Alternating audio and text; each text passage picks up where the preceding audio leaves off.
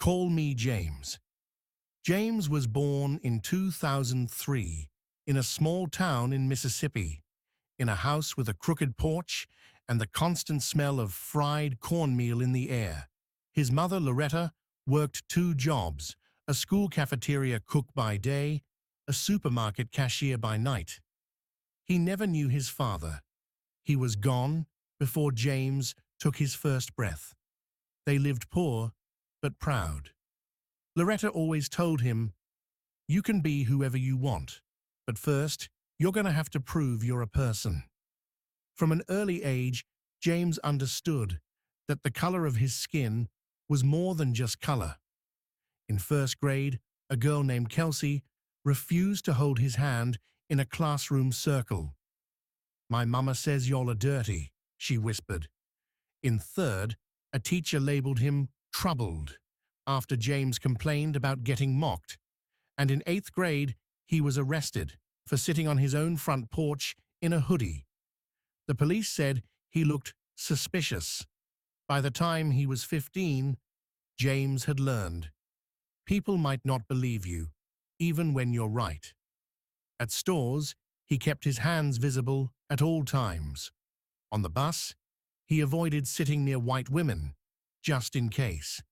And on the street, he always took off his hoodie. Because he knew black boys don't get second chances to explain.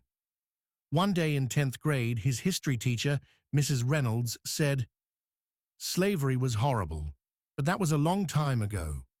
We all have equal rights now." James raised his hand and asked quietly, "When's the last time you were afraid of being shot just for walking down your block?" Silence filled the room. Mrs. Reynolds flushed red. She gave him a failing grade for disrespect. But that moment stuck with him. That's when James realized his voice mattered. He began to write, first in a notebook, then for the school paper. His stories were simple, raw, about not being able to sleep through sirens outside, about how his cousin got accused of theft without proof, about how his mother cried at night, thinking he couldn't hear. One day, someone noticed.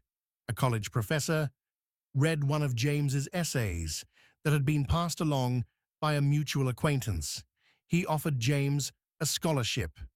"You write like you breathe," the professor said. When James entered university, he faced a different kind of oppression, subtle, quiet, but real. People called him a quota kid. They talked behind his back. They suggested he write about more universal topics, but he kept going. In 2023, James published a book of essays called Chronicles of Survival. It was the voice of that boy from the South who just wanted to live, to not be afraid. The book made waves. Some praised him, others accused him of being divisive. But most importantly, he was heard. And every time he stepped on stage and took the mic, he said, "Call me James, just James. I'm not a victim, I'm a witness, and I won't be quiet."